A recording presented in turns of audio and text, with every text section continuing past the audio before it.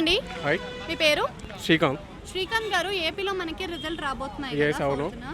So ఏ పార్టీకి అనుకూలత వస్తుంది?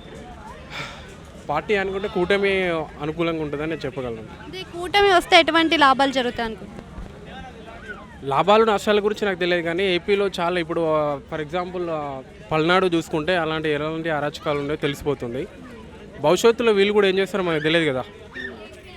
ఆ ఫ్యూచర్ని బట్టి భవిష్యత్తుని బట్టి చెప్పగలం అంటే ఏదైనా. జగన్ గారు విద్యా వైద్యం విధానంలో ముందుగానే ఉన్నారు. It's okay. నాకు అన్ని విషయాలలో నచ్చింది జగన్ విషయంలో ఏంటంటే ఇవి ఎడ్యుకేషన్ విషయంలో బాగా నచ్చింది. పేదలకి ఇంగ్లీష్ మీడియం విషయంలో నాకు ఐ లైక్ దట్. చాలా బాగుంది, ఇంగ్లీష్ మీడియం పెట్టాడు కాబట్టి. ఇంకా ఏదైనా రీజన్స్ అనేది నాకు తెలియదు అసలు. ఓకే, అంటే జగన్ గారి పరిపాలన సంక్షేమ పథకాలు బాగానే ఇచ్చారు కదా. సంక్షేమ పథకాలు ఇచ్చాడు, కానీ డెవలప్మెంట్ అనేది యాక్చువల్లీ స్టూడెంట్కి అనేది కొంచెం లేదు నాకు తెలిసి.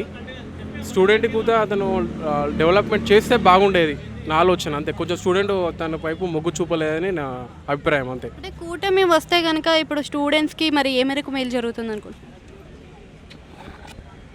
ఒక ఎగ్జాంపుల్ చెప్పాలంటే ఒక ముగ్గురు ఫ్రెండ్స్ ఉన్నారు. ఆ ముగ్గురు ఫ్రెండ్స్లో ఒక TDP and YCP and Janasena party.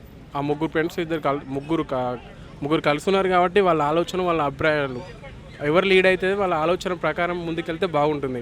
నేను కాదు నువ్వు కాదు అంటే బాగుంది కదా. అంటే పవన్ కళ్యాణ్ గారికి ఈసారి విజయం వరిస్తుంది అనుకుంటున్నారు? ఖచ్చితంగా. I'm also Pawan Kalyan.